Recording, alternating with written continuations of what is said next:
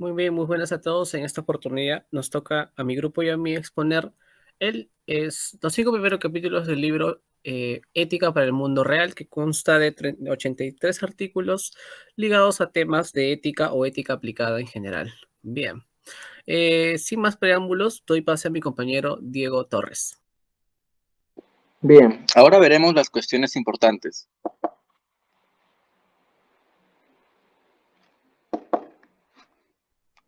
El primer punto que vamos a ver es el valor de un punto azul pálido, y comenzaré leyendo la segunda conclusión de la crítica de la razón práctica de Immanuel Kant. Y en el alma dos cosas de admiración y respeto, siempre nacientes y que se acrecenten a medida de inteligencia, el cielo estrellado y la ley moral en nuestro entorno. No necesito buscarlas ni adivinarlas, como si estuvieran rodeadas de nubes, ocultarlas más allá de mi horizonte. Las veo ante mí y las uno inmediatamente a la conciencia de mi existencia. La primera parte, el lugar que ocupa en el mundo y relación de todas las cosas sensibles, el inmenso espacio entre mundos y sistemas a sistemas y la duración sin límites de su movimiento.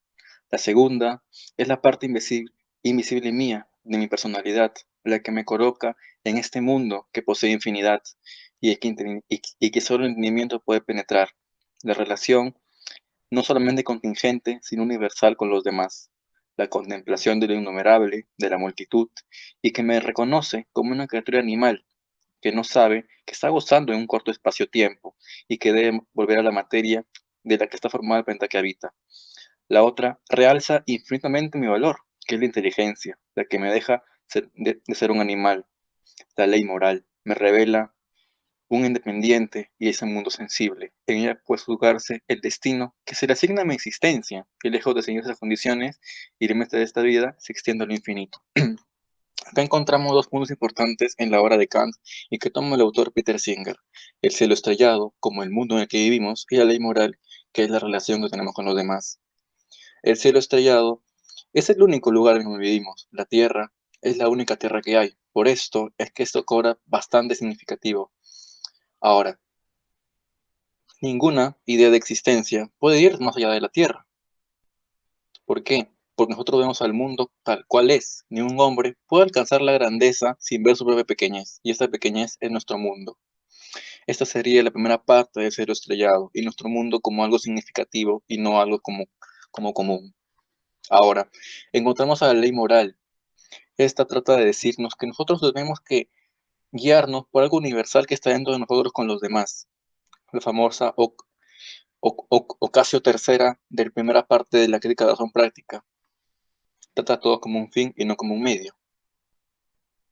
Ahora, lo que provoca a Kant la admiración tremenda es que la ley moral está dentro de él, como algo evolutivo completamente distinto de los animales, y que las formas de vida deben tener por supuesto todas, es decir, los seres humanos, una ley moral que nos permite relacionarnos con los demás de una manera en donde seamos solamente uno y no varios.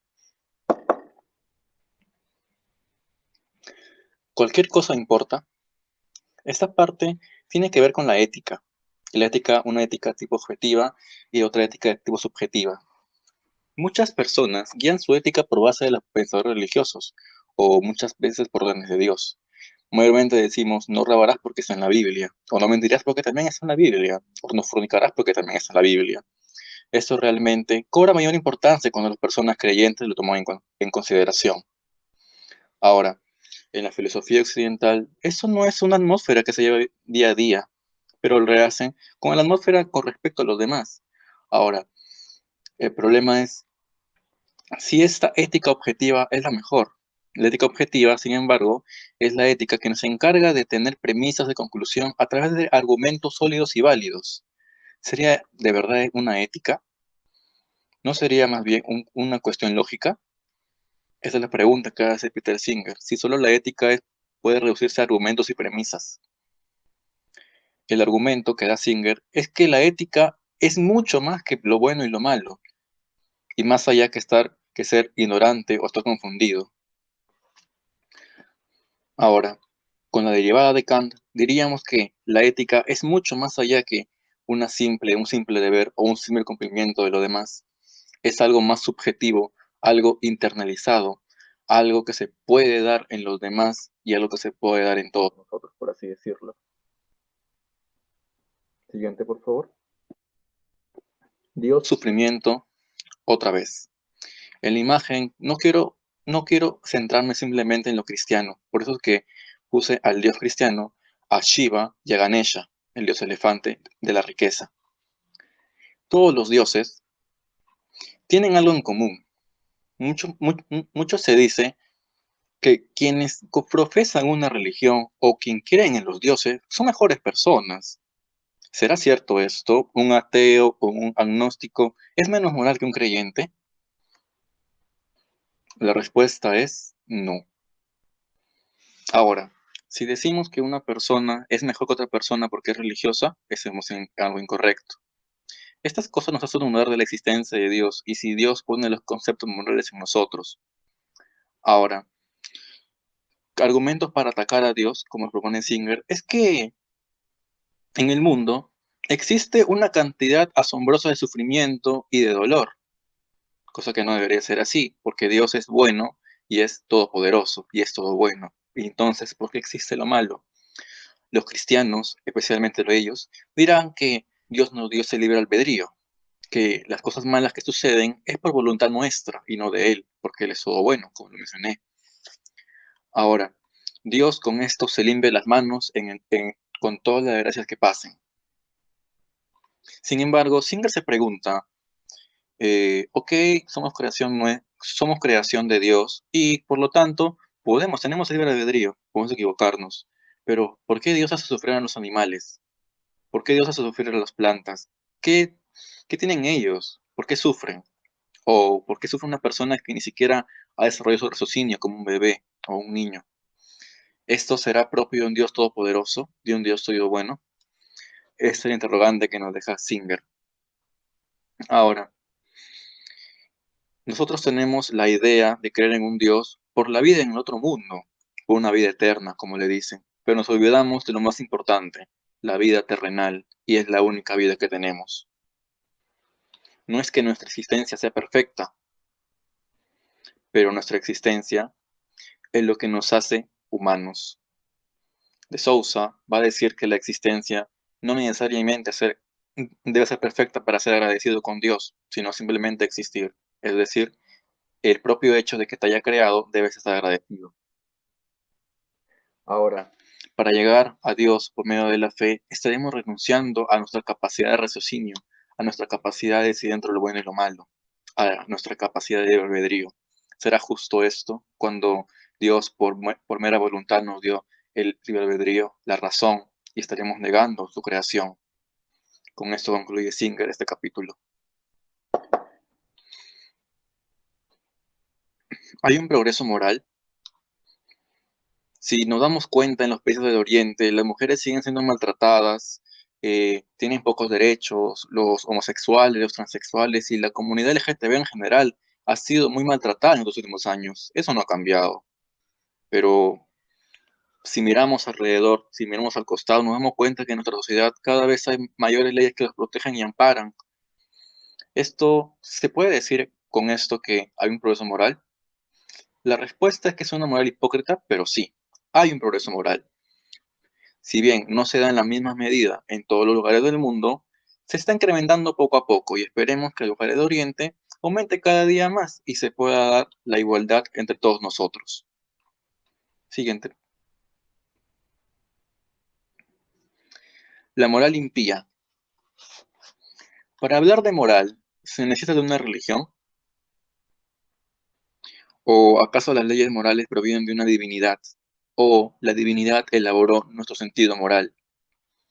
O como dicen los cristianos, la religión y el Cristo nos permite elevarnos por encima de los demás y por encima de nuestra propia carnalidad. Eso lo diría un cristiano. Los valores cristianos son compartidos por personas religiosas con respecto a las ateas, pero ¿esto los hace más dignas que las otras? Por ser cristiano, eres virtuoso y por ser ateo o agnóstico eres desgraciado. No es así. Los dos se comportan de la misma manera. Los dos son buenos y los dos pueden ser malos. Los dos pueden ser hipócritas y los dos pueden predicar lo que viven. Ahora, veamos algo. Veamos las facultades psicológicas entre lo bueno y lo malo. Estas facultades nos dicen que nosotros propiamente estamos predispuestos a actuar bien o estar mal. O actuar mal. Pero esto no tiene que ver tanto con las situaciones vividas, sino propiamente psicológico, o sea, propiamente de nosotros mismos, nada más, que nos orienta a mentir, como a decir la verdad, como a ser deshonesto, como a ser honesto. Nosotros tenemos juicios intuitivos de lo que nos hace morales.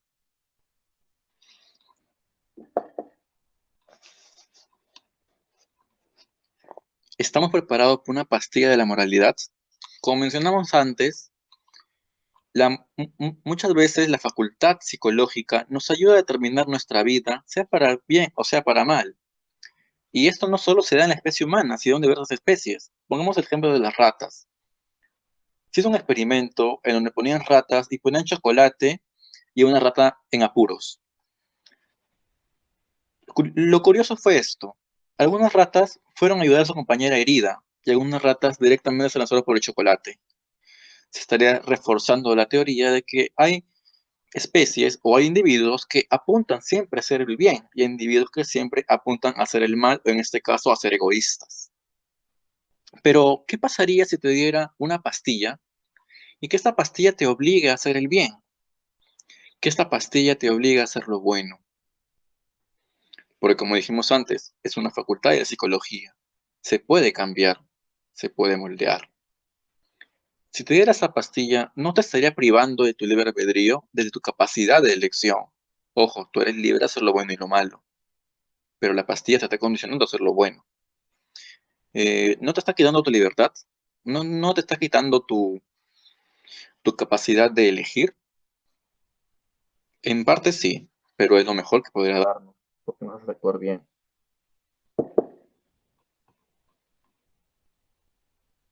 La cualidad de la clemencia. ¿La enfermedad terminal de un prisionero justifica su liberación por razones humanitarias? Hubieron casos en donde se liberan a los prisioneros justamente porque iban a morir o porque les quedaba poco tiempo de vida.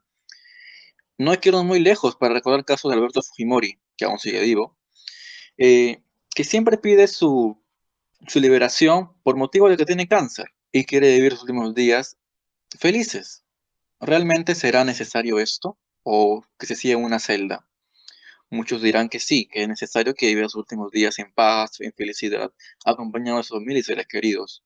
Otros dirán que no, que ha hecho sufrir a mucha gente, que ha asesinado, ha robado y ha matado, por lo tanto debe morir en la cárcel. Hay diversos puntos de vista, pero ¿qué pasaría si este hombre nunca se arrepiente? ¿Merecería esta libertad? ¿Merecería esta acción de liberar para que pase sus últimos días en compañía de sus seres queridos? O si no se arrepiente, ¿merecería simplemente morir? Esta es la pregunta que hace Singer. Si podemos liberar a una persona que es prisionera simplemente por el hecho de que va a morir, pero también tenemos que fijarnos en su arrepentimiento, o si seguirá haciendo las mismas cosas, o si vive como si no hubiera hecho mal a nadie. Pensar en los muertos. Cuando nos preguntamos, ¿cuál es el hombre más feliz que has conocido? ¿Qué cosas tenemos en cuenta? Si esta persona está muerta, lo que está en vida o cuando está muerta. Te pongo un ejemplo. Un padre de familia que ha sido correcto con sus hijos, les ha cumplido en todo lo necesario, con su esposa la trata como la mejor mujer del mundo. Este hombre muere y al momento de morir deja muchas deudas, deja a los hijos en pena, lo deja con problemas. ¿Se podrá decir que este hombre ha sido un buen hombre o ha sido un mal hombre? Esto me hace recordar a la ética nicómaco de Aristóteles cuando se pregunta si el rey Príamo ha sido un buen hombre, porque lo fue en vida. Pero al momento de su muerte, este rey trajo muchas adversidades a su pueblo. ¿Realmente este fue un buen rey? La respuesta que te va a dar Singer es que sí, ha sido un buen rey, ha sido un buen hombre, porque solo se juzga lo que ha hecho cuando estaba en vida y no cuando está en funeral y no cuando está lleno de los honores de las rosas y partiendo hacia la isla de los bienaventurados. Ahora, tenemos el ejemplo de Solón, y como lo decía, lo que pasa después de la muerte no influye en lo bueno que haya sido en su vida. No es necesario creer en el más allá para saber que este hombre ha sido bueno. No es necesario lo que pase después de la muerte para concluir en que el hombre ha sido bueno.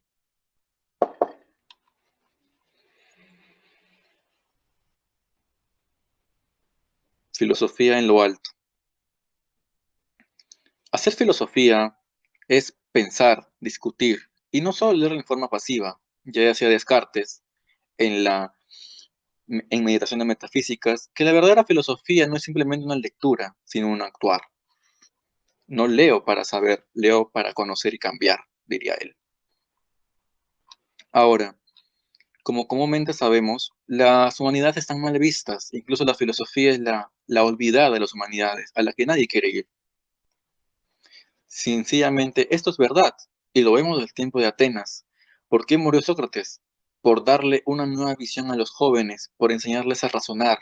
Sócrates, según Platón, el hombre más dichoso de todo el mundo, de todo Atenas, muere a manos muere a manos de la polis, de seres corruptos, de seres volubles, de seres despreciables.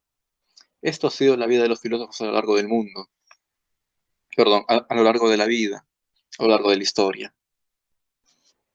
La filosofía es objetiva, la filosofía no se debe imponer a nadie, sino es un gusto que te nace para conocer lo demás y te da esa capacidad de pensamiento crítico que te hace darte cuenta de cosas que los comunes no pueden ver. Como diría Russell, la verdadera importancia de la filosofía es que nos brinda un nuevo horizonte, que nos brinda una nueva forma de vida y que la filosofía en efecto puede cambiar vidas. Con esto concluye Singer y con esto doy por terminada mi posición. Muchas gracias. A continuación, voy a explicar sobre el capítulo que dedica Singer a los animales. A lo largo de sus ensayos sobre la ética animal, Singer menciona casos en los cuales se evidencia la crueldad con los que distintas especies animales son tratadas con el objetivo de sacarles provecho o beneficio para los seres humanos. Este beneficio puede ser tanto como para consumo directo de los animales, es decir, ingerirlos como alimentos y también para uso en diversos procesos experimentales. En esta oportunidad expondré dichos casos para luego mencionar algunas propuestas de solución o alternativas que propone Singer. Sobre el ganado avícola. Él dedica 2 ensayos al ganado avícola, haciendo mención especial al caso de los pavos, que son muy explotados por las celebraciones de Navidad o Acción de Gracias. Señala la condición de hacinamiento, explotación y mutilación en la que viven solo para que nosotros podamos ingerirlas. Y no solo ello, sino que en su afán de sacar el mayor provecho de cada animal, los productores los engordan a base de esteroides u otros productos de este tipo, hasta un punto antinatural, en el cual el animal ya no puede caminar o reproducirse por sí mismo. Ante ello, tienen que recurrir a procesos que los mismos encargados describen como sucios y vertiginosos para seguir reproduciendo la especie y seguir sacando provecho, sobre todo monetario. A esto, el autor Singer señala la importancia de evaluar los métodos de producción para que estos no resulten causantes de tanto sufrimiento a las aves. En otro artículo aborda el tema de las cazas de las ballenas. Respecto a estos animales marinos, Singer muestra una preocupación mayor por el dolor que sufren durante las horas de una muerte lenta, de la cual sí son conscientes. Esto le preocupa más que el hecho de que sean una especie que se va a extinguir, sino que estos animales son está científicamente probado que sí sienten el dolor, y afirma que el tamaño de la ballena y el que se procure matarlas sin dañar las carnes y las carnes que pueden extraer de ella para obtener el mayor beneficio hacen que su condición tras la caza sea prolongada hasta que mueren después de muchas horas. Hace una crítica al carácter innecesario de esta práctica, evaluando la principal forma de consumo o de provecho de las carnes, aceites, entre otros productos que se obtienen de las ballenas. Estos no constituyen alimentos esenciales y mucho menos indispensables para el desarrollo del ser humano. Es por ello que matar ballenas al matar ballenas no satisfacer ninguna necesidad básica de los seres humanos como para que sea válido argumentar a favor de su continuidad. Matar y generar sufrimiento sin motivo real está mal, por tanto la pesca de ballenas no es ética, incluso si se intenta justificar su sacrificio como parte de la tradición de la cultura oriental, como lo intentan hacer muchas veces los japoneses. Sobre el ganado vacuno y porcino, también habla Singer. Al abordar estos animales, Singer señala que el problema no siempre radica en que para consumirlos se debe matar a los animales. En cambio, habla sobre todo lo que envuelve la producción animal antes de que los asesinen finalmente.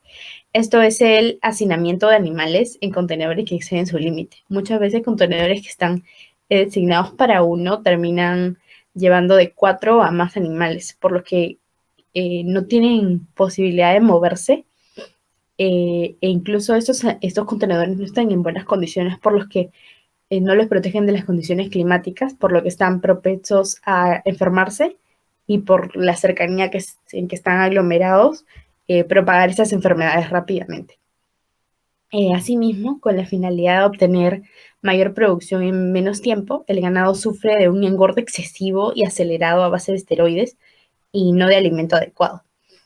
Por ejemplo, las vacas lecheras, aunque se piense que solo se les extrae leche y no necesariamente sufren porque, bueno, no las asesinan para sacarles la leche, en realidad sufren la situación contraria, ya que la extracción de leche implica que estén constantemente preñadas y no siempre de manera natural. Y encerradas sin pasto, pues se está dando el procedimiento de extracción de leche. Más adelante habla sobre los peces. A diferencia del resto de animales, nadie vela porque la muerte de los peces no conlleve demasiado sufrimiento ni tiempo. Esto pues cuando se les captura, aún están conscientes y sufren en las redes hasta que mueren asfixiados después de horas de ser atrapados. Lo peor respecto a esto es de que a pesar de que son los que más sufren, son los que y ser los de que mayor cantidad mueren y sufren este dolor, nadie los tiene mucho en cuenta. Sobre los chimpancés, a pesar de que no es muy común la ingesta de estos animales, los científicos y laboratorios alrededor del mundo aprovechan el gran parecido a los seres humanos para usarlos en experimentos o pruebas. Sin embargo, las condiciones de vida habilitadas para ellos siempre son malas y viven enjaulados. Al tener tanta similitud con el hombre, constantemente se discute la posibilidad de otorgarle el título de persona. Singer remarca que la idea de que se les denominara como persona no implica que se les den derechos o cualidades como la participación en votaciones o demandas de este tipo, sino que se les daría ese título y los derechos que les corresponden por el hecho de ser capaces de entablar relaciones, sentir perdón por la muerte, ese pensamiento o incluso planificar. Por último, el último de sus ensayos se basa en la denominación. Señala Singer que durante los últimos años los defensores de animales provienen el uso de ciertos términos que ayudarán a dar un mejor papel a los animales. Compara este esfuerzo a los esfuerzos del movimiento feminista por el uso de un género neutro. Las palabras en cuestión son quién y qué. El primer término usualmente es usado al referirnos a personas, mientras que el segundo se refiere a lo que son animales, objetos, entre otros. La intención es extender el uso del término quién a todos los animales, también en lugar de agruparlos junto a los objetos inanimados. Esto ya se aplica a los chimpancés. Sin embargo, se pide que se incluya a todo el resto de animales, ya que no se les debe rebajar, por así decirlo, a objetos que no tienen vida realmente. Sí. Tras describir y analizar casos de distintas especies animales, Singer sugiere opciones viables para luchar contra el maltrato de animales durante el proceso de caza, crianza y producción. Rechaza la postura que suelen tener muchos de que intentar mejorar la situación de tantos animales mediante acciones pequeñas y casi individuales, como puede ser participar en protestas contra el maltrato animal, resulta poco útil si se compara con los daños que causan las industrias grandes que no planean detenerse en un futuro cercano. Para Singer, preocuparse por todos los seres humanos capaces de sufrir es característico de una sociedad civilizada. Sin embargo, no es ingenuo como para pensar que se puede lograr un cambio o mejora verdadera mediante únicamente protestas, sino que tienen claro la necesidad de un trabajo colectivo entre ciudadanos de a pie y autoridades que puedan legislar y decretar normas reales. Aunque claro, esto no significa que se detenga el problema automáticamente. Sus sugerencias varían entre moderadas y radicales. Por ejemplo, antes de entrar en la prohibición del consumo de animales, afirma que el dar una muerte rápida y sin dolor es lo mínimo que podemos hacer por los animales de los que tanto nos beneficiamos. Asimismo, menciona que se puede intentar reducir el consumo gradualmente y intentar consumir animales que hayan sido creados en condiciones apropiadas. Sin embargo, al no poder siempre garantizar que estos animales hayan sido creados adecuadamente, por así decirlo, señala que es una mejor opción optar por el veganismo, que es una dieta basada en plantas y verduras. Para respaldar esa sugerencia, primero señala que este tipo de dieta es mejor tanto para el entorno y sensible a la crueldad del trato que se le da a los animales. No obstante, Singer no se limita a mencionar argumentos en favor de los animales y cómo estos sufren, sino que también usa factores económicos y ambientales para convencer a más gente. Afirma que la producción animal industrial resulta poco conveniente, ya que los animales de todos los ganados ya mencionados consumen más de lo que producen. Por tanto, sería más factible alimentarnos con los cereales o alimentos que estaban destinados para dichos animales y obtener los nutrientes de forma más directa. No solo esto, sino que asegura que con una dieta vegana, cada persona podría reducir la cantidad de emisión de dióxido de carbono, que es el principal gas que agudiza el problema del calentamiento global. Por lo tanto, no solo estaríamos ayudando a los animales, sino también siendo sensibles con el cuidado del medio ambiente. Como otra alternativa, Zunger espera que mejore la propuesta de multiplicar el tejido muscular extraído de la vaca u otro animal para generar carne comestible. A esta se le denomina carne in vitro, ya que es como elaborada, entre comillas, en laboratorios. Y tiene como aspecto favorable que al ser una carne creada, no pertenece a un animal verdadero que ha sufrido durante todo el proceso de producción o generado metano que contamina el planeta. De esta manera se evita el maltrato de los animales y se reduciría la emisión de gases contaminantes de la atmósfera. Muchas veces no se considera a los animales como factores contaminantes, pero en realidad sí lo son. Los gases que emiten todos los ganados combinados son incluso mayores a los que emiten los medios de transporte, que usualmente son vistos como las principales causas. Es decir, es una cantidad bastante significativa. Sin embargo, los costos de producción de esta carne son demasiado altos todavía porque el proceso está aún en desarrollo. Hasta ahí es por mi parte, lo dejo con mi compañero. Gracias. Bien, continuando con esta parte de la exposición, vamos a tocar el tercer capítulo que va más allá de la ética y la sacralidad de la vida. Y vamos a empezar con el primer tema, el primer ensayo que plantea Singer, que lleva como título Tratar o no a los más pequeños. En este caso, Singer comienza contándonos el caso de Amelia Taylor, una bebé que nació prematuramente con 21 semanas, que de aproximadamente 5 meses, pesaba 280 gramos y al cabo de 4 meses de estar en cuidados intensivos, fue diagnosticada o estaba de alta, ¿no? Para que se pudiera a su casa. Bien. Lo particular de este caso es que Singer plantea, ¿no?, que el uso de todos los recursos de la medicina moderna para salvar a bebés cada vez más pequeños, es decir, más prematuros, plantea un problema que requiere discusión. ¿Cuál es ese problema que requiere discusión según nuestro autor? Pues, ¿qué es lo que deben hacer los médicos y sobre todo también la sociedad, ¿no? Se debe cuidar a los niños que nacen en esta situación, en estas condiciones. Hemos de trazar una línea para definir en qué semana es favorable para que los bebés nazcan, ¿no? Y antes de seguir, quisiera mencionar también que Singer realizó un estudio, bueno, escribió acá un estudio que había dicho que a la semana número 23 de nacimiento a los bebés, estos nacían con algunas discapacidades funcionales, ¿no? Y que pues a la larga, tras recibir el tratamiento médico, igual seguían con alguna discapacidad que era calificada en algunos casos como grave o muy grave, ¿no?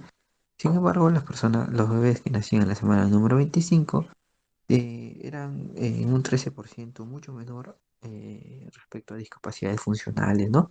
Por lo que quedaba claro que 2 semanas más dentro del útero tienen una importancia clave para las posibilidades del niño de sobrevivir sin ninguna minusvalía, sin ninguna discapacidad funcional, ¿no? Por lo tanto, la pregunta es, ¿no? Hemos de trazar una línea poniendo la semana número 24 y decir que ningún bebé va a nacer, pues, o mejor dicho, antes de esta fecha. Para esto, Singer dice, ¿no? Que una política de no atención a los bebés nacidos antes de esta semana ahorraría a la comunidad un gasto considerable en tratamiento médico que probablemente resultaría inútil, ¿no? Ya que de alguna manera este bebé igual sufriría daños colaterales, ¿no?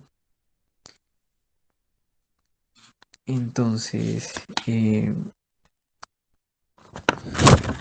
se sigue planteando la pregunta si la vida con un grado tan elevado de minusvalía vale o no la pena ser vivida, ¿no? Para lo cual Singer da como respuesta que esa decisión dependería claramente de los padres, ¿no? Al tomar decisiones sobre la vida y la muerte en niños prematuros, en esta etapa donde es incierta la supervivencia y sobre todo el riesgo de sufrir una invalidez grave es elevada, ¿no? La opinión de los padres debería tener un relieve esencial a la hora de ofrecer un tratamiento para prolongar o no la vida del bebé, ¿no? Bien, terminado este ensayo, pasemos al siguiente. Mm, Compañero, pasa al siguiente ensayo. Listo, gracias. Bueno, este tema va titulado como Hablemos claro sobre el asesinato piadoso de recién nacido, ¿no? Singer comienza contándonos en este caso que en Holanda, en el centro médico, se llevó a cabo a lo largo de 7 años 22 casos de eutanasia en recién nacidos, ¿no? ¿Qué es lo particular de este caso? A ver, en este país, Holanda, dos médicos se encargaban de agrupar a los niños que nacían en tres grupos diferentes. El primer grupo estaba formado por niños que morirían un poco después de nacer, pero que se les daría toda la atención y se usarían todos los recursos médicos existentes para alargar su vida, ¿no? Para hacer todo lo posible para salvarlo, mejor dicho. En el segundo caso, estarían los niños que requieran cuidados intensivos, pero, pero que aquellos cuyas perspectivas a futuro fueran muy desalentadoras, ¿no? Y se trata de bebés con lesiones cerebrales y que aún así, o sea, aún así con el tratamiento médico, si sobreviven, pues tendrían una calidad de vida igualmente pésima.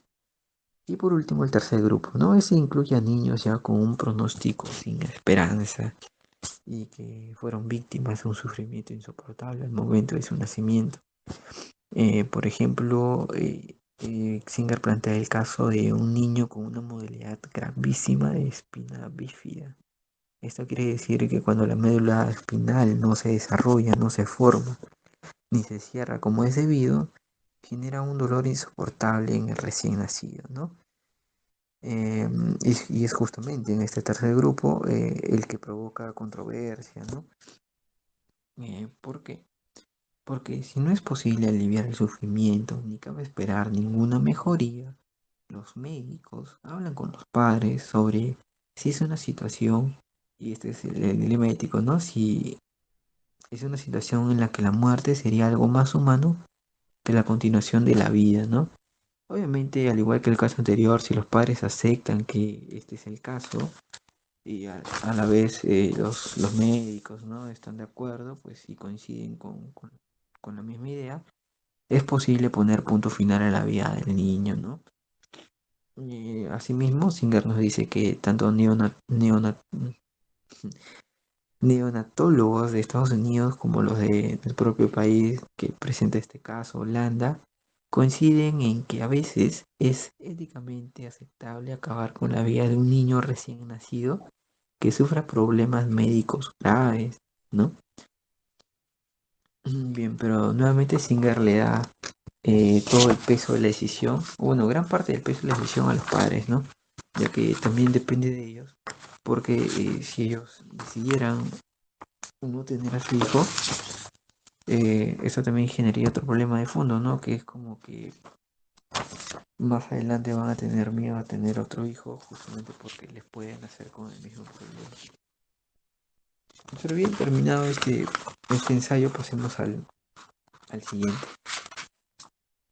El siguiente va titulado, como dice ahí, Cuando los médicos matan, ¿no? Mm, Singer empieza contándonos que mejor dicho, que de todos los argumentos en contra de la eutanasia voluntaria, uno de los más influyentes es el de la pendiente resbaladiza, ¿no? ¿Qué quiere decir esto? Que una vez se le haya permitido a los médicos matar a pacientes, ya no seremos capaces de limitar la masacre a los que quieren morir, ¿no? Para ello, Singer nos ubica acá en Nueva Orleans y nos ubica en un caso, ¿no? A ver, era un hospital que quedó inundada, ¿no?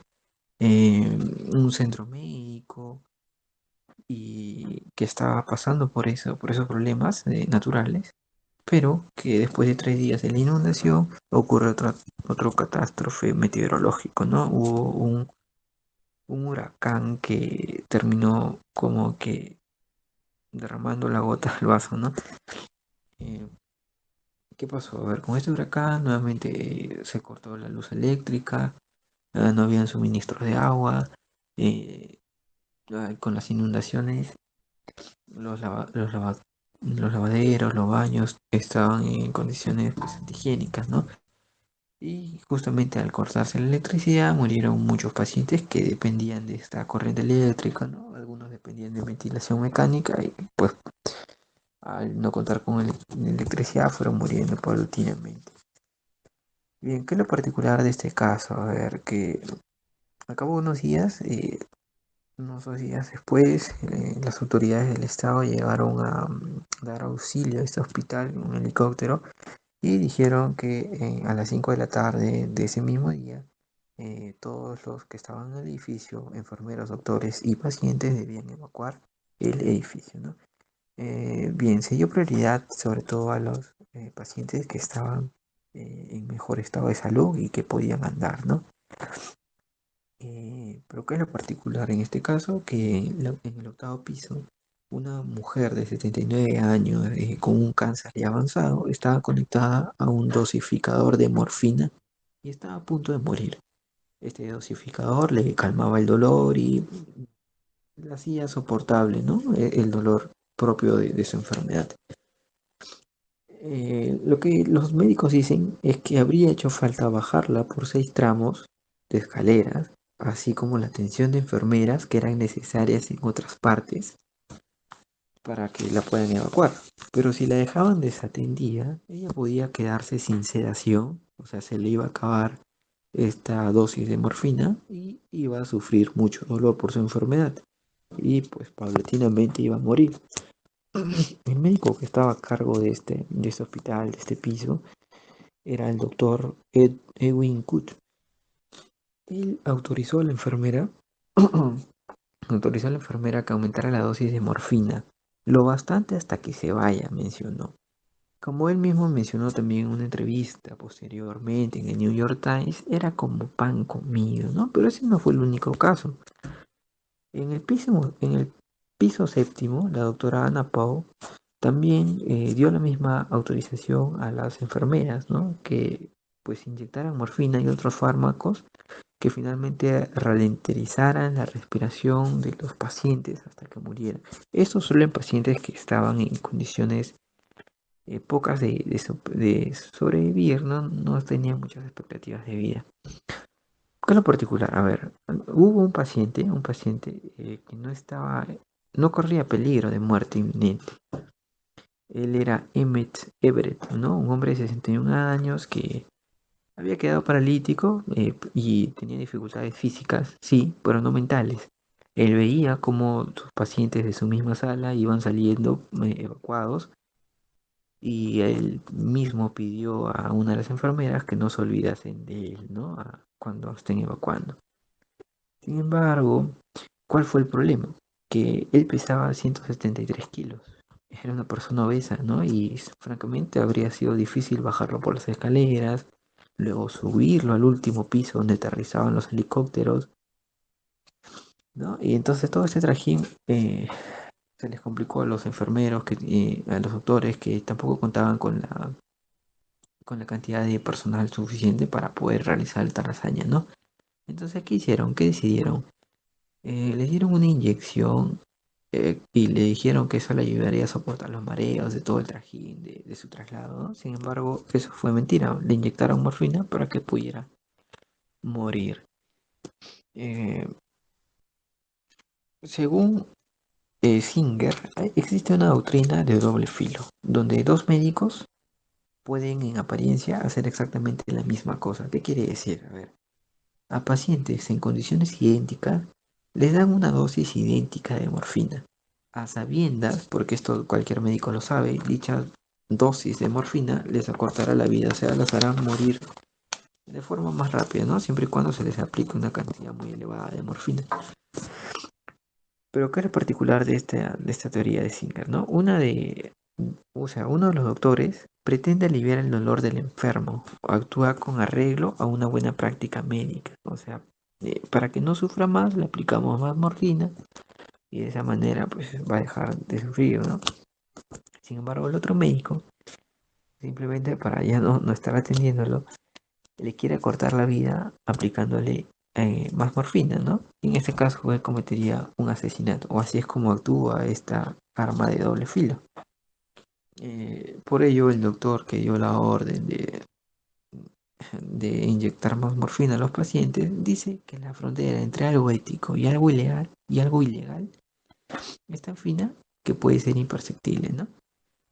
Finalmente los médicos y las enfermeras manifestaron, ¿no? Que pues ellos estaban exhaustos tras haber trabajado más de 3 días así en esas condiciones, no habían dormido y habían hecho lo imposible por salvar a los pacientes que han podido, ¿no? Y pues tomar decisiones éticas en ese estado era realmente difícil, ¿no? Sin embargo, la doctrina de doble filo no justifica lo que hicieron los médicos, ¿no? Bueno, pasamos ahora al último ensayo que plantea Singer, que va titulado Cómo elegir la muerte, ¿no? Hoy me suicido a eso del mediodía. Ha llegado el momento. Fueron las palabras que dijo Gillian Bennett, una anciana ya de 85 años que residía en Canadá. Ella había sido diagnosticada de demencia hace 3 años y este último año había sido el peor para ella porque había llegado a un punto en que, como ella misma manifestaba, casi me he perdido, dice, no quiero dejarlo antes del día en que ya no sea capaz de evaluar mi situación o de hacer algo para matarme. Bennett daba razones, y eso es lo curioso de este caso, que ella dio razones y argumentos para poder cometer la eutanasia o su suicidio. Ella dice que, a ver, nosotros como seres humanos deseamos continuar viviendo porque queremos alcanzar ciertos objetivos, ayudar a ciertas personas, porque la vida nos parece simplemente valiosa, ¿no? Y tenemos muchas ganas de vivirlas. Benen era una bisabuela, y si todo le hubiera ido bien, le hubiera gustado ver crecer a la última generación de su familia. Sin embargo, la demencia progresiva la privaba de tal motivo para querer continuar viva, ¿no? Dentro de sus argumentos, ella decía que lo único que pierde es un número indeterminado de años como vegetal en un centro hospitalario, consumiendo dinero del país, pero sin tener ni idea de quién soy, ¿no? Entonces, la decisión de Bene también era ética. ¿Por qué? Porque ella no solo pensaba en sí misma, ella daba a entender y hacía referencia al dinero del país, que se podía usar en tratamientos de los enfermos, ¿no? Pero eso en unos momentos. Bennett decía, ¿no? Que no tiene nada de malo sentir que debes morir por el bien de otros, además de por ti mismo. Y esto va relacionado un poco con el utilitarismo que tiene Singer, ¿no? De hacer el bien que más provecho le saque a los demás, ¿no? Bennett había analizado el sistema público de salud de Canadá, ¿no? Y el Estado proporciona atención a estas personas en estado de demencia. Y ella sabía que no sería una carga económica para su familia. Ella había hecho un análisis más o menos entre 50.000 soles y 75.000 dólares anuales eh, el Estado invertía en la atención médica de estas personas en estado de demencia, ¿no?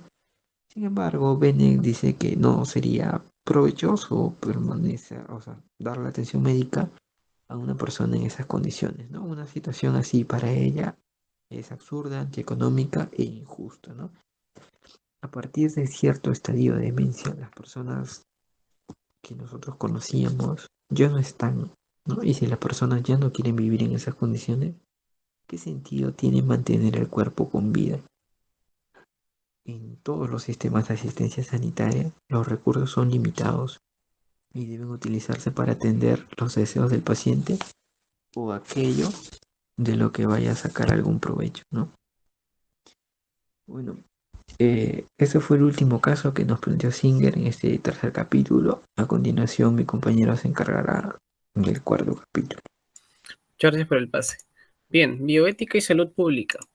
Singer toma casos contextuales de manera breve, trataré de exponerlos. A ver, primero es sobre el genoma humano, el cual se llegó a descubrir entre el año 2000 a 2003, anunciado por Bill Clinton y también por el ex primer ministro del Reino Unido o primer canciller. ¿Sí? Bueno, primero que nada, este descubrimiento suponía, y este es el objetivo principal, funcionar o ser una especie de preventivo medicinal. Esto quiere decir que gracias al descubrimiento del gen humano podemos identificar o entender la naturaleza humana y comprenderlo en mayor amplitud y poder saber, por ejemplo, qué tipo de enfermedades se pueden curar. O sea, no solamente tratar las enfermedades, sino saber qué genes son afectados, ¿no? Qué genes son afectados por X enfermedades, imaginemos el cáncer, malaria u otros, y tratarlos de raíz, ¿sí? Esto supone la primera visión básica, pero viene la pregunta, ¿no? ¿Solamente se llegará a utilizar con este fin o se le dará otros usos? Por ejemplo, ya en los Estados Unidos se suelen dar recompensas de hasta $50,000 por óvulos, ¿no? A señoritas o mujeres en este caso, pero con ciertos aspectos específicos. Por ejemplo, que tengan buena capacidad cognitiva, que tengan un buen rasgo de belleza o en todo caso que sean personas extremadamente altas, entre comillas, ¿no? Que pasen por lo menos el promedio de 1,70. ¿Esto qué supone? Que las personas a futuro quisieran o van a querer, al poder conocer y entender el genoma humano, poder utilizar esto para, con fines mercantiles, una especie de mercado genético. Un ejemplo sencillo, si yo quisiera tener mis hijos más adelante, pero por A o B yo no tengo buenos genes o mi pareja no lo tenga, yo podría, por ejemplo, acceder a este mercado y obtenerlos. Así le daría una buena vida, un buen futuro en última instancia a mi hijo. Pero la pregunta sería si esto, en última instancia, no generará más desigualdades. Claro que sí, dice Singer, porque en cierto modo van a haber muchas personas que no tengan esta posibilidad porque en última instancia es económica, el acceso es económico y por lo tanto ampliamos esas desigualdades, ¿no? Mientras que algunos tienen las oportunidades para poder acceder a estos beneficios, otros no lo van a tener y por lo tanto aquí se le está dando más prioridad, más prioridad. Bueno. La cuestión queda ahí planteada. Es algo que todavía no se está haciendo efectivamente, pero quizás más adelante se pueda ver estos problemas, quizás ya tratar problemas específicos respecto a una especie de venta de genes, en fin. Otro tema es el caso de la clonación. Si bien es cierto, la clonación natural ya existe, el tema de los gemelos, también tenemos el caso de la clonación de la oveja Dolly, ¿no? El siglo pasado. Pero, por ejemplo, tenemos a Panos Savos y Severino Antinori, no, sobre todo Antinori tenía ya desde el siglo pasado el objetivo de poder clonar a un ser humano adulto, ¿sí? No solamente ese proceso natural que viene a ser de los gemelos, sino algo más allá de eso. Pero viene el problema aquí. El primer problema es económico. Obviamente, para poder lograr esto, supone mucha inversión económica, aproximadamente 150 mil millones de dólares, la inversión y la investigación, todos los costos para poder probar y poder ejecutar lo que viene a ser la clonación humana. Lo otro también serían obtener óvulos y personas, en este caso mujeres, que puedan llevar pues este tratamiento. Pero no solamente ese es el problema, sino que también se ha descubierto que las células de la oveja clonada, en este caso de Dolly, pues han estado como que un proceso muy raro, han sido células mucho más maduras. Entonces, esto implicaría que, por ejemplo, si clonamos a una persona, sus genes, perdón, sus células, no serán de una persona mucho más adulta y en última instancia estaremos acordando su vida y dañándola. Por otro lado, también viene la cuestión de los órganos. Animales que han sido clonados, por ejemplo, ratas en otros países, han tenido anomalías en cuanto a los órganos, corazones más grandes, por ejemplo, y esto supone un problema, ¿no? Si clonamos humanos, ¿también no tendrán estos problemas? Entonces, todavía no es efectivo la clonación a personas, a humanos, de manera específica, pero ¿traería estos problemas o no? De traerse, de poder lograrse, superarse estas barreras, entre comillas, la persona clonada podrá estar bien psicológicamente o emocionalmente. O sea, ¿bajo qué contextos alguien clonaría a otra persona? ¿Bajo qué contextos y quiénes tendrían la posibilidad de hacerlo? Es una pregunta muy, muy importante, ¿no? Porque imaginemos que una pareja quiere clonar a un familiar que ha fallecido, por ejemplo, un hijo, pero esta persona no tendrá como que el remordimiento o el dolor, el sentimiento de extrañar a su hijo, pero a la vez ver a alguien que está vivo, pero esta persona a la vez, en cierto modo, se sentirá culpable, qué sé yo, porque quizás no es lo que la madre esperaba, entonces no se le estaría haciendo un daño a esta persona, a este clon, porque de una u otra manera sería un ser humano. Son problemas que trae el problema de la clonación. Pero bueno, también hablamos el tema de los riñones a la venta. Muy conocido es la idea del mercado negro, ¿no? Donde se pueden obtener órganos a un gran costo, un costo social y un costo económico. Costo social en el sentido de que las personas que lo venden son personas que quizás no se les atiende con las condiciones adecuadas y también pues que son pobres y por lo tanto son aprovechadas, ¿no? Podremos decir que hay un abuso. ¿Ok? Y el coste económico es para aquellas personas que dan una gran cantidad de dinero. Por ejemplo, el rabino Ishak Rosenbaum fue acusado y metido preso, ¿no? En el 2006 justamente por estar en una transacción de un órgano, en este caso de un riñón, que estaba valorizado aproximadamente $160,000. ¿Ok? Y justamente en ese año en Singapur ya se estaban dando las bases para generar un comercio o una venta de órganos regulada, ¿no? Normatizada. Pero la cuestión es que Rosenbaum, por ejemplo, fue liberado al final, 2 años y medio después, no cumplió toda su pena, ¿sí? Y en Singapur, por ejemplo, las afectaciones que tuvo fue que, si bien es cierto, hubo hubo mayor venta, pero lo que viene a ser la donación, algo voluntario, algo solidario, entre comillas, disminuyó o no aumentó significativamente. Pero analicemos el problema algo breve. ¿Supone o no eh, vender riñones? Primero que nada, las personas que suelen vender sus órganos, ¿sí? Son personas pobres que tienen una necesidad. Probablemente esto sea una justificación para esas personas y digamos que están en la libertad de hacerlo, pero realmente se les da las condiciones necesarias, accesibles, las condiciones necesarias para que esta persona pueda seguir sobreviviendo, o en última instancia se están aprovechando, abusando de ellos. Eso es algo que pensar y que quizás no lo vemos a simple vista. ¿Sí? Pero la cuestión es que muchas veces cae en esto, ¿no? En que hay una explotación, hay un abuso de más, y hay un abuso, perdón, lo cual no lo podemos percibir a simple vista. Pero en última instancia, en Irán, por ejemplo, desde el año 88, ya se regula, ya hay un mercado de órganos, lo cual, entre comillas, supone una buena opción. ¿En qué sentido? En que se prioriza al vendedor, se prioriza todas las condiciones accesibles para que el vendedor tenga todas las posibilidades y las facilidades para poder vender un órgano. No cualquier persona accede, eso es cierto. Personas que tienen problemas psicológicos, personas que no tienen una buena condición o una buena salud, no se les acepta ello, ¿sí? Entonces se les brinda mucha información, se les brinda los costos necesarios, ¿ok? De tal manera que la persona no quede afectada, en este caso el vendedor, ¿no? Y entre comillas, como que hay una buena política en cuanto a la regulación de la venta de órganos. Eso es muy interesante, la verdad, y quedaría todavía a ver cómo se desarrolla más adelante. Bueno, y también el tema de la atención médica. Sigue tomando Singer ejemplos de Estados Unidos y en este caso habla sobre la atención médica, la ampliación que generó el gobierno de Barack Obama desde el 2009, ¿no? Para pequeñas decenas de millones de personas que no estaban incluidas en el seguro y la atención sanitaria, la atención médica, pero que ahora, bueno, que desde su gobierno se llegó a ampliar, ¿no?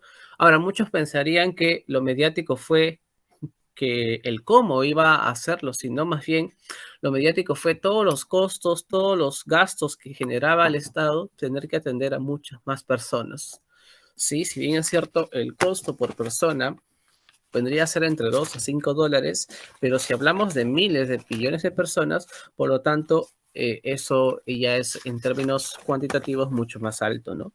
Pero a su vez se estima que para el 2035 esta cantidad se duplique, lo cual para el gobierno viene a suponer un problema muy grande a nivel económico. Ahora viene el problema de si salvar una vida es una cuestión económica, es una cuestión ética. En última instancia, ¿por qué la hacemos?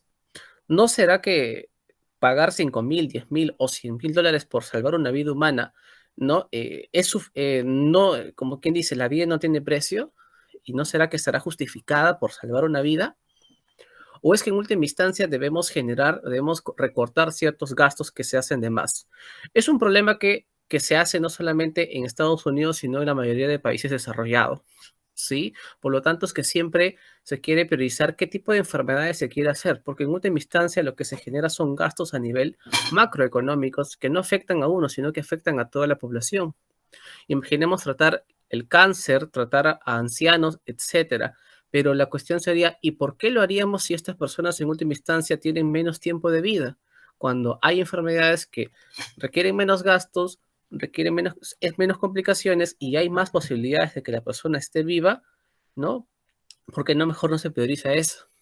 Pero entonces viene ese debate, como decía, ¿no? ¿Se prioriza lo económico, se prioriza lo ético, la dignidad o los derechos humanos?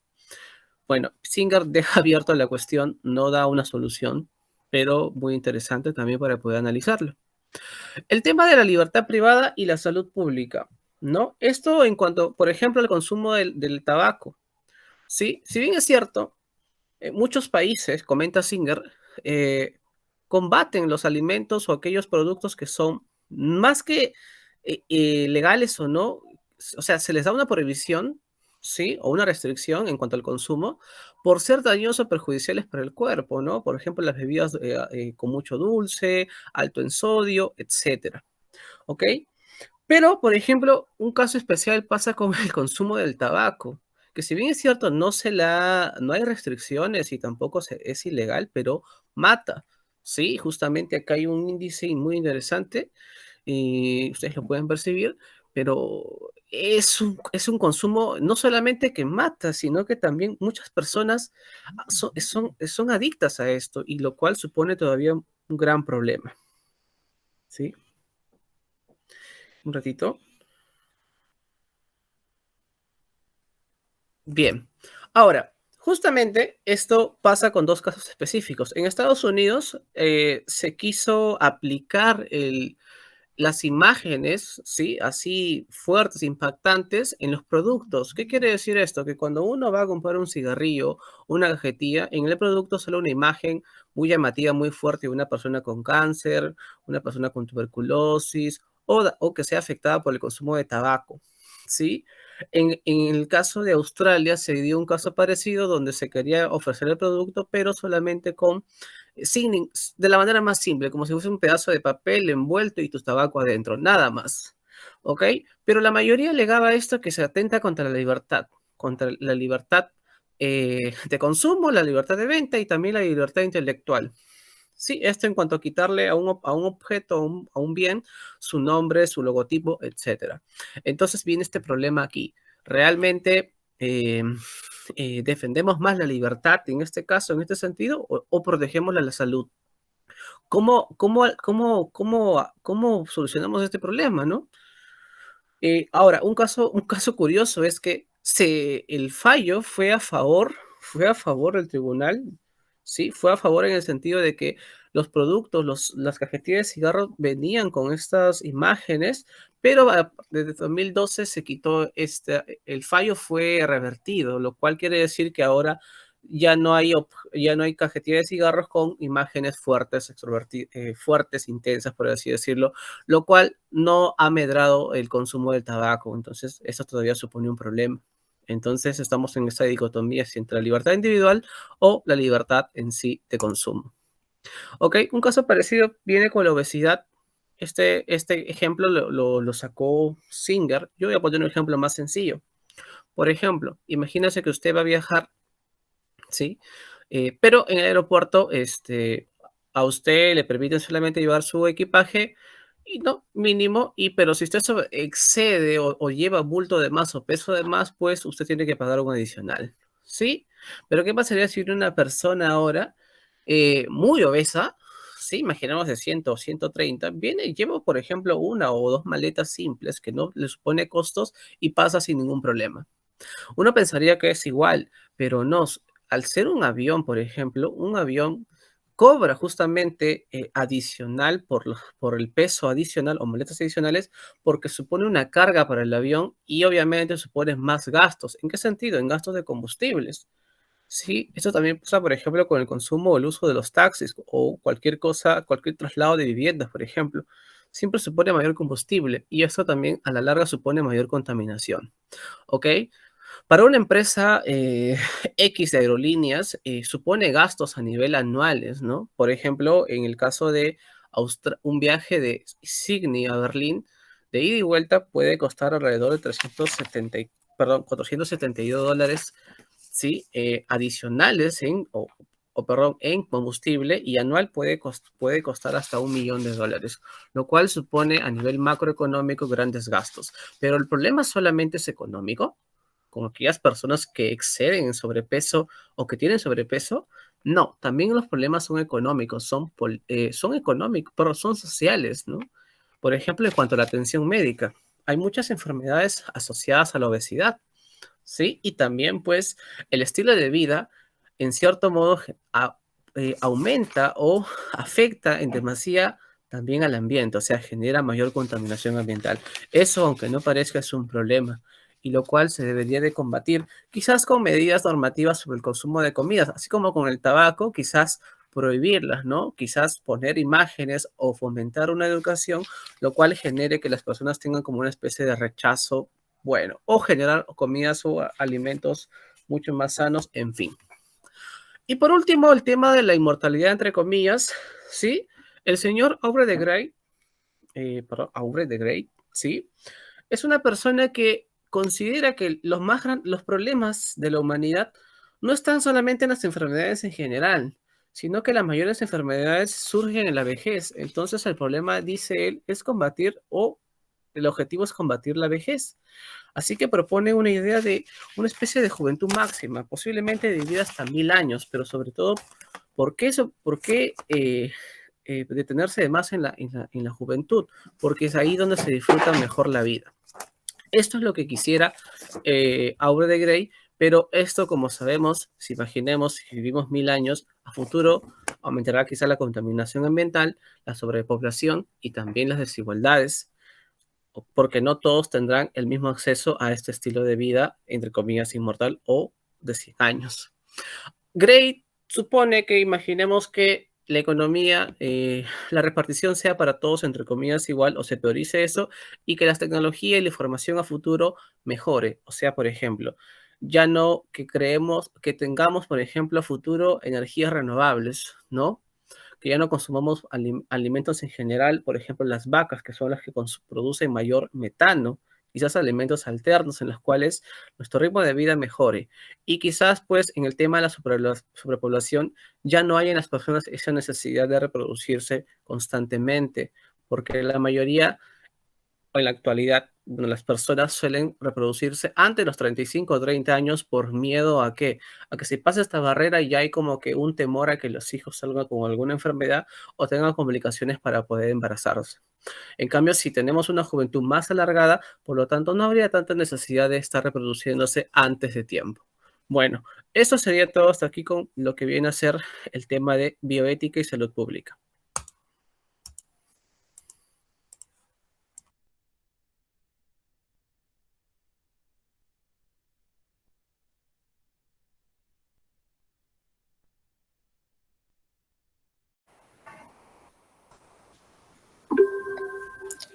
Ahora abordaremos el capítulo de sexo y género, donde se tocarán temas como el incesto, la homosexualidad, los vicios virtuales, lo que significa ser transgénero y la mujer iraní. Nos preguntamos, ¿ha de ser delito el incesto entre hermanos? El incesto entre adultos no se considera un delito en todas partes del mundo, siempre y cuando sea un acto consensuado. Tenemos países como Bélgica, Holanda, Portugal, España, Rusia, China, Japón, Corea del Sur, Turquía, Brasil y Argentina que tampoco censuran o condenan las relaciones sexuales voluntarias entre personas con libre determinación. El Consejo Ético Alemán reclutó testimonios de personas que han mantenido o mantienen una relación prohibida. Tal es el caso de los hermanastros que se conocieron en la vida adulta. Ellos explican lo horrorizado que es vivir bajo la extorsión o la amenaza, donde incluso pueden perder la custodia de los hijos por parte de la pareja anterior. El objetivo de dicho informe es dar a conocer si existe el fundamento suficiente para que la legislación penal prohíba dichas relaciones. Asimismo, el informe analiza las razones que avalan que sea un acto prohibido. Entre ellas destaca el riesgo a los hijos genéticamente anómalos, aunque de ser el caso, se restringiría solamente a que las parejas que deciden tener hijos. Sin embargo, existan o no existen hijos de por medio, sigue afectando la responsabilidad penal. Jonathan Haidt, tras realizar una encuesta para dar a conocer qué piensan sobre una pareja de hermanos que tienen relaciones sexuales, incluso si existiese la protección de por medio, solo encontró respuestas como «No soy capaz de explicarlo, solo sé que no está bien». De esto concluye que el tabú contra el incesto está muy arraigado y lo denomina anonadamiento moral.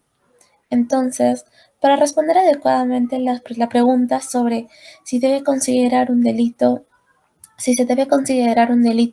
el mantener relaciones entre hermanos, la respuesta no debería estar determinada por sentimientos de repugnancia que haya reforzado la aptitud evolutiva de antepasados carentes de contracepción.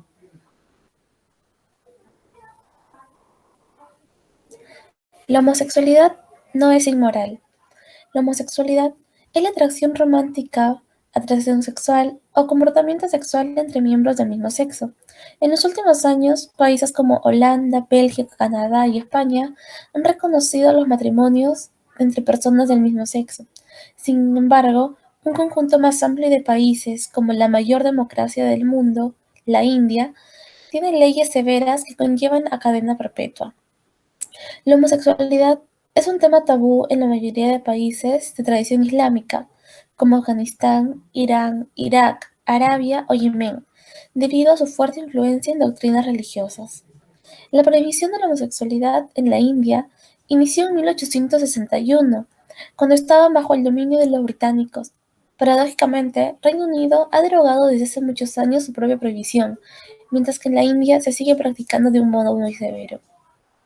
Vikram Seth envió una carta abierta al gobierno de la India, donde pedía la derogación de la ley que considera delito la homosexualidad.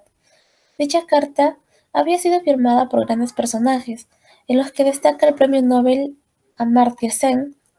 Por otro lado, Herbert Lionel Adolphus Hart distingue el paternalismo legal. El señor Herbert Hart rechazaba que, por razones morales, se prohibieran acciones que no provocaban daño físico alguno, concluyendo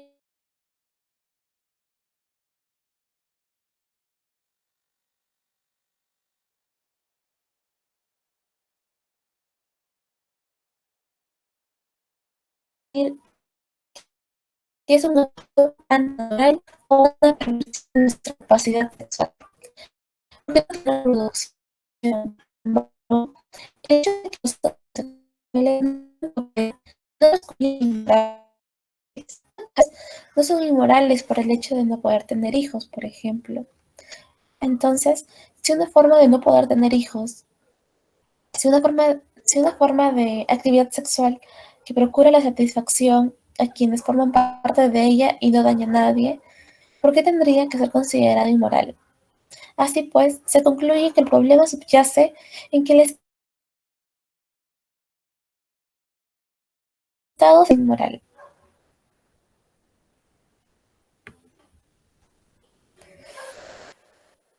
Los vicios virtuales.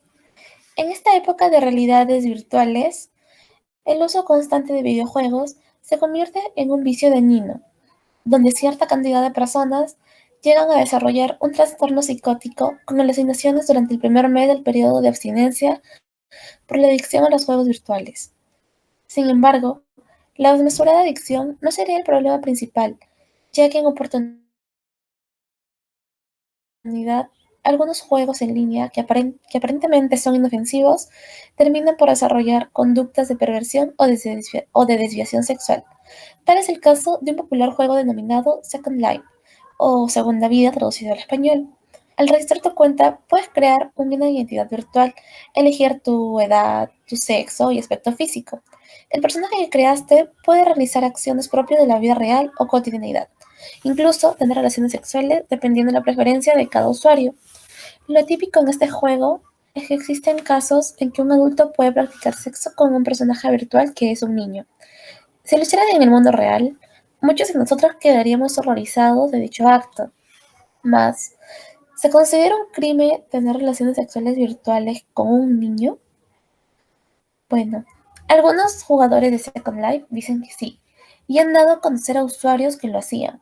Asimismo, los creadores de dicha plataforma, ante la disyuntiva del problema, decidieron modificar el juego para impedir a niños virtuales tener intimidad con algún adulto, pues ese acto puede desencadenar en pornografía infantil. Sin embargo, si alguien propone que algo sea un delito, se debe demostrar quién es la persona que sufre el daño. Si se puede demostrar que un adulto cumple su fantasía sexual teniendo sexo virtual con un niño y aumenta las probabilidades que la gente se vea implicada en casos de pedofilia, es motivo suficiente para salvaguardar a cada menor y así prohibir la pedofilia virtual. No obstante, la violencia en relación con los videojuegos también ha sido un tema delicado tratar. Aquí podemos mencionar a Eric Harris y Dylan Klebold, dos jóvenes estudiantes de 17 y 18 años de la Escuela de Columbia, que acabaron con la vida de 13 personas, hirieron a otras 24 y giraron sus armas hacia ellos mismos para quitarse las vidas. Según un estudio realizado por la Universidad de Grenoble, Francia, los videojuegos violentos producen comportamientos agresivos al usuario y los efectos aumentan con el tiempo. En el comportamiento de los jugadores, sin embargo, no existe evidencia suficiente, menciona André Peschko, redactor de una de las principales revistas alemanas online de ordenadores de videojuegos. Él menciona que jamás ha visto ningún debate ético sobre producir videojuegos violentos, pese a que pueden incrementarse delitos graves en el mundo real tras ser practicados con total normalidad en la virtualidad. Un asunto privado. El derecho a la intimidad es uno de los derechos fundamentales del ser humano, pues la intimidad es el ámbito de la vida que el hombre reserva para sí. Sin embargo, muchas personas públicas no pueden gozar de una vida privada. Un ejemplo de lo mencionado serían las elecciones presidenciales francesas, donde ambos candidatos intentaron mantener su vida privada al margen de todo asunto público. Sin embargo, salieron a la luz datos como el que Ségolène Royal no está casada con Francois Hollande, el padre de sus 4 hijos. Cuando le preguntaron si eran pareja, Royal contestó: "Nuestras vidas no nos pertenecen a nosotros". Del mismo modo, en respuesta a ciertos rumores que decían que el presidente electo Nicolas Sarkozy había sido el abandonado por su mujer, un portavoz dijo: "Es un asunto privado". Los candidatos a cargos públicos o empresariales deben ser juzgados por sus decisiones de desempeño, mas no por sus actos privados, que son irrelevantes. Sin embargo, como a los políticos se les van a conceder amplios poderes, es lógico que la gente desee saber todo lo que es posible sobre su moralidad. Por ejemplo, sería razonable preguntar si pagan los impuestos que les corresponden o si realizan alguna donación a alguna organización caritativa. De esta manera, la población tendría una idea sobre lo que significa el bien común para los candidatos. Aquí tenemos el caso de Mark Latham, aspirante al primer ministro australiano, quien había agredido a un taxista y le había roto el brazo en una discusión sobre el precio de una carrera. El hecho de enterarse de esta noticia fue importante para quienes creían que el máximo dirigente de un país no debe ceder a arranques de cólera.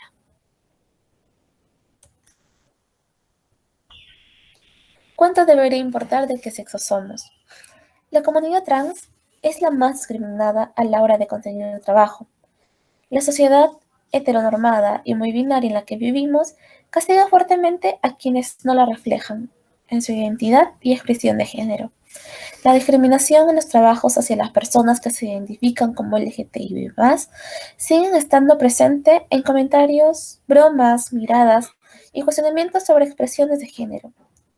Existe una invisibilización hacia las mujeres lesbianas, a lo que se le suma la discriminación propia de ser mujer, con micromachismos, microagresiones y además con las expectativas externas personales de nuestro rol en nuestras casas. Tal es el caso de Jenna Taklova, quien participó en el certamen de Miss Universo Canadá. Lamentablemente fue descalificada justo en la etapa final por no ser mujer de nacimiento. La joven llevaba un tratamiento hormonal desde los 14 años y a los 19 se sometió a una operación de cambio de sexo. Sin embargo, para los jurados no era motivo suficiente para dejarla concursar, por el motivo de que no la percibían como una Miss o una señorita. Del mismo modo, un niño en Los Ángeles de 8 años, que desde el punto de vista anatómico podría ser una mujer, era considerado como una mujer, pero se viste como niño y quiere ser considerado como tal, horrorizó a la población, incluso a la institución privada donde su madre intentó infructuosamente matricularlo. Aquí nace la pregunta: ¿es imprescindible que todo ser humano se encuentre bajo la etiqueta de macho o hembra, con arreglo a su sexo biológico? Pues, aunque muchas personas se nieguen para esconder su homofobia interiorizada, los datos que arrojaron el Centro Nacional para la Igualdad o de los Transgénero, de los transexuales y un grupo nacional de trabajo de gays y lesbianas fue un índice de desempleo entre las personas transexuales que duplica el resto de la gente. Del mismo modo, según el Observatorio Transexual de Transexuales Asesinados, al menos 11 personas perdieron la vida el año pasado en los Estados Unidos por este mismo motivo. No obstante, el problema principal es que las personas se muestran indecisas respecto a la identificación de género o tienen unos órganos masculinos sexuales o femeninos que no encajan en la dicotomía estándar de hombre y mujer. Por este motivo, países como Australia creó 3 tipos de pasaporte: el masculino, femenino y el indeterminado. Al explicar la disparidad entre su aspecto y el sexo reflejado en el pasaporte. Algunas personas incluso han optado por no revelar el sexo de sus hijos tras el nacimiento, como es el caso de una pareja en Suecia, que evitaron que su hijo estuviera adscrito forzosamente a un molde de género específico, alegando que es cruel que un pequeño se le impongan etiquetas. James McCready, autora de Making Girls and Boys, Incest o Sex, critica a estas parejas por su exageración. Sin embargo, si fuera una conducta habitual lo que los padres plantean, no la verían con rareza, pues no perjudican ni engañan a otras personas solo por el hecho de esperar a que sus hijos, al crecer, se identifiquen con algún género y se sientan a gusto con ellos. Dios y la mujer Irán.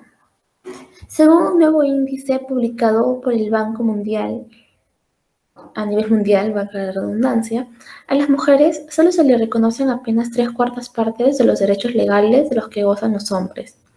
Uno de los datos más chocantes del actual Irán, con 80 millones de habitantes, es que cuenta con 3 millones de estudiantes universitarios, de los cuales un 62% son mujeres. Irán fue uno de los primeros países en Medio Oriente que permitió que las mujeres estudiaran en la universidad, y desde la Revolución Islámica en 1979 ha alentado a las mujeres a matricularse en educación superior. Pero una de las últimas medidas del gobierno fue restringir un acceso a 80 carreras que se imparten en 30 universidades distintas. La lista de carreras limitadas entre comillas, al sexo femenino va desde ingeniería a física nuclear e informática, pasando por literatura inglesa, arqueología y negocios. La premio Nobel Shirin Ebadi alegó en la BBC que el gobierno quería restringir el acceso a las mujeres a la universidad para que dejen de ser activas en la sociedad y para que vuelvan al hogar. En Irán, la discriminación de las mujeres es parte de una tendencia oficial más general, sobre todo contra quienes no son musulmanes ni practican alguna de las 3 religiones minoritarias. Incluso, al momento en que una persona va a inscribirse a la universidad, debe declararse seguidor de una de las 4 religiones: zoroastrismo, judaísmo, cristianismo o islam. De modo que si te declaras ateo o agnóstico, será restringido de acceder a los estudios superiores. Dentro de la política iraní,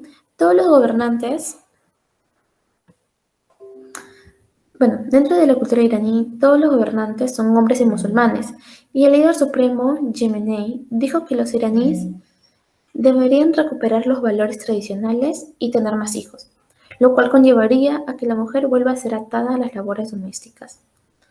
Alcanzar la igualdad de género no es un proceso a corto plazo y requiere una fuerte voluntad política y un esfuerzo concertado de parte de los gobiernos, la sociedad civil y las organizaciones internacionales. Eso ha sido todo por hoy. Espero que les haya gustado la exposición de mis compañeros y mía, por su parte. Muchas gracias.